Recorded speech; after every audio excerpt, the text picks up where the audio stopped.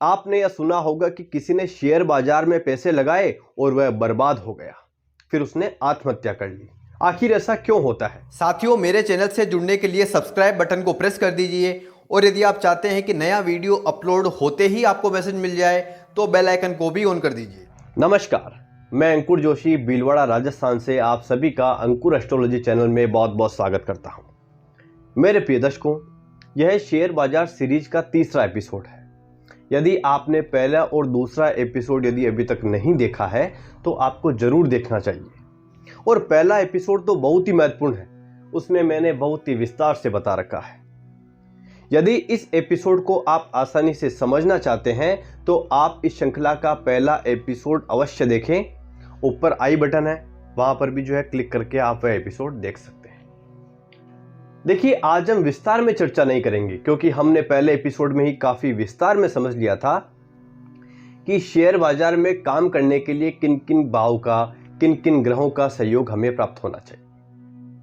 आज हम बात करेंगे कि आखिर हमारी जन्म कुंडली में ग्रहों की ऐसी क्या स्थितियां बनेगी जिसमें हम शेयर बाजार में निवेश कर सकते हैं और किन स्थितियों में शेयर बाजार में हमें निवेश नहीं करना चाहिए। बहुत ही महत्वपूर्ण विषय है, ध्यान से सुनिएगा और अंत तक बने रहिएगा। इसके साथ ही आप चैनल को सब्सक्राइब कर लीजिएगा और बेल आइकन को दबाना नहीं भूलिएगा। एक बात और, मैं इंस्टाग्राम पर भी ज्योतिष के टिप्स डालता रहता हूं, तो आप मुझे इंस्टाग्राम पर भी फॉलो कर लीजिएगा। उसका लिंक भी इस एपिसोड के डिस्क्रिप्शन में है। मेरे प्रिय दर्शकों, जन्म कुंडली में योग बताने से पहले आप एक बात ध्यान से सुनिए, यह बहुत ही महत्वपूर्ण है। यदि आपकी जन्म कुंडली में शेयर बाजार से धन प्राप्त करने के भी यदि अच्छे योग बन रहे हैं लेकिन आपको अभी तक लाभ प्राप्त नहीं हुआ है, आखिर इसके पीछे क्या कारण हो सकते हैं? मेरे प्रिय दर्शकों, जो भी ग्रह आपकी जन्म कुंडली में शेयर बाजार से लाभ प्राप्त करने का योग बना रहा है, जब भी वह ग्रह दशा अंतरदशा या गोचर में जब अनुकूल स्थिति में आएगा तो निश्चित ही आपको लाभ होगा। इस बात को भी जो है आपको समझ लेना है। चलिए अब हम आगे बढ़ते हैं।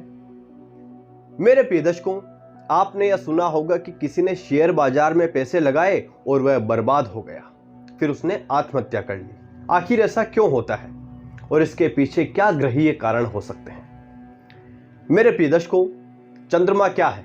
चंद्रमा हमारा मन है। अब जब मन ही पाप प्रभाव में आ जाएगा, दूषित हो जाएगा, खराब हो जाएगा, तब यह स्थिति होना स्वाभाविक है। आखिर कैसे? आइए समझते हैं। देखिए, जन्म कुंडली में यदि चंद्रमा नीच के हैं, किसी भी लग्न की वो कुंडली हो। देखिए, एक बात और महत्वपूर्ण है, जो भी दर्शक ज्योतिष का बिल्कुल भी ज्ञान नहीं रखते हैं और वो इस एपिसोड को यदि देख रहे हैं तो मैं आपको ये बता दूं कि ये जो नंबर लिखे हुए हैं 1 2 3 4 5 6 12 तक ये नंबर लिखे हुए हैं। एक नंबर पर मेष राशि आती है और मेष राशि के स्वामी कौन होते हैं? मंगल देव। इन सभी को आप अपने रजिस्टर में नोट्स बना ले में, ये आपको जो है आप अपनी स्वयं की कुंडली देखेंगे तो आपको बहुत काम आएगा। कि जैसे यहां पर 5 नंबर लिखा हुआ है तो ये 5 नंबर पर कौन सी राशि आ रही है? सिंह राशि। इनके स्वामी कौन हो गए? सूर्यदेव।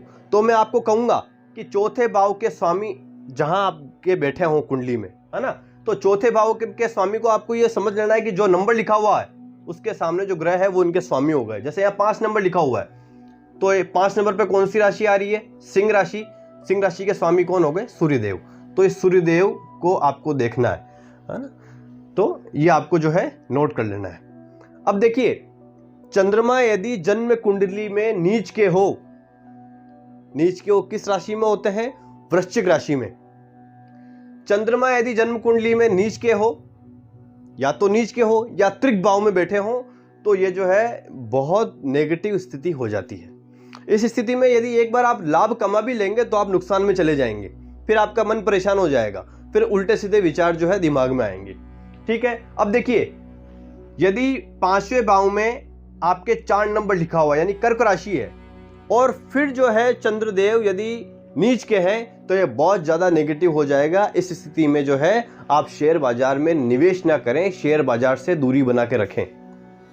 ठीक है, इसके अलावा देखिए, यदि आपके 4 नंबर इस भाव में लिखा हुआ है, इसमें लिखा हुआ है, या इसमें लिखा हुआ है, इसमें लिखा हुआ है, या इसमें इसमें इसमें या इसमें, इन भावों में यदि आपके 4 नंबर लिखा हुआ है और यदि चंद्रमा नीच के हैं, यानी कि 8 नंबर की राशि के हैं, वृश्चिक राशि के हैं, तो आपको शेयर बाजार में निवेश करने से बचना चाहिए।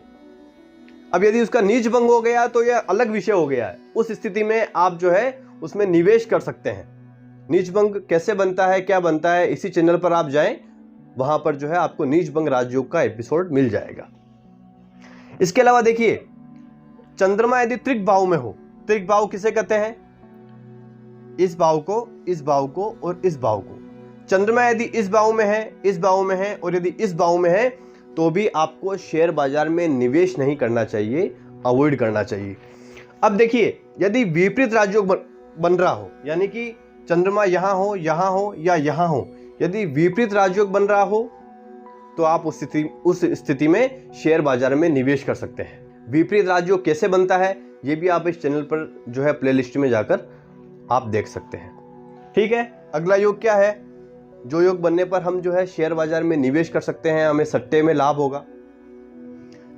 देखिए, 5वें भाव में यदि बृहस्पति देव हो, यहां पर बृहस्पति देव है और लग्नेश भी यदि इनके साथ ही बैठे हो, तो ये बहुत अच्छा और बहुत शुभ सहयोग हो जाएगा।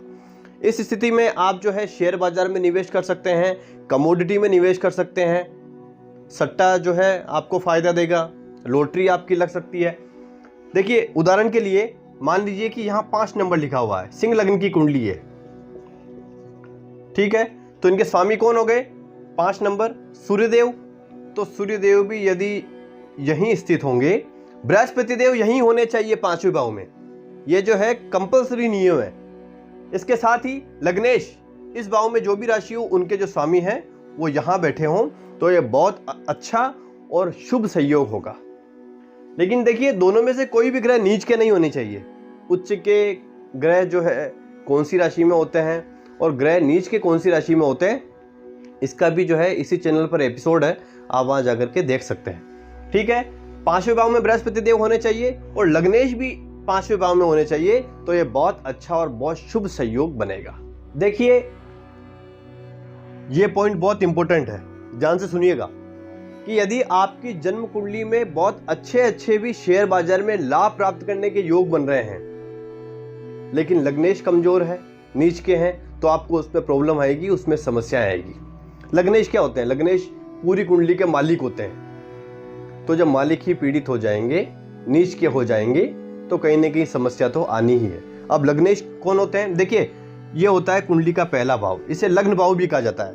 इसमें जो भी राशि हो, जो भी आपके नंबर लिखा हुआ हो, वो आप देख लें। जैसे यहाँ 4 नंबर लिखा हुआ है, तो 4 नंबर यहाँ देख लें, तो चंद्रमा इनके स्वामी हो गए। अब चंद्रदेव, यहाँ पे कोई भी नंबर हो सकता है, उस नंबर का जो है स्वामी आप देख लें, यहाँ मैंने सब लिखे हुए हैं। तो लग्नेश जो होगा, यानी लग्न का जो स्वामी होगा, यदि वो जन्म कुंडली में नीच का है तो समस्या आएगी, और यदि वो उच्च का है तो एक बहुत अच्छा सपोर्ट मिल जाएगा। यदि हमारी जन्म कुंडली में शेयर बाजार से लाभ कमाने के, धन कमाने के योग बन रहा है और लग्नेश यदि उच्च के हैं, तो यह बहुत अच्छी स्थिति हो जाएगी, बहुत जो है पावरफुल ये योग हो जाएगा। और यदि नीच के हैं तो प्रॉब्लम है। इसके अलावा लग्नेश यानी लग्न के स्वामी यदि त्रिक भाव में है, इस भाव में है, इस भाव में है, यदि इस भाव में है, तो भी जो है प्रॉब्लम है। इस स्थिति में जो है हमें लग्नेश के उपाय करने पड़ेंगे। यदि शेयर बाजार में निवेश के योग बन रहे हैं, लग्नेश गलत स्थिति में है, तो उनके हम उपाय करके जो है उन्हें हम ठीक कर सकते हैं। उम्मीद है एपिसोड आपको अच्छा लगा होगा। यदि अच्छा लगा हो तो लाइक और कमेंट जरूर कर दीजिएगा। मिलते हैं अगले एपिसोड में। जय श्री राधे।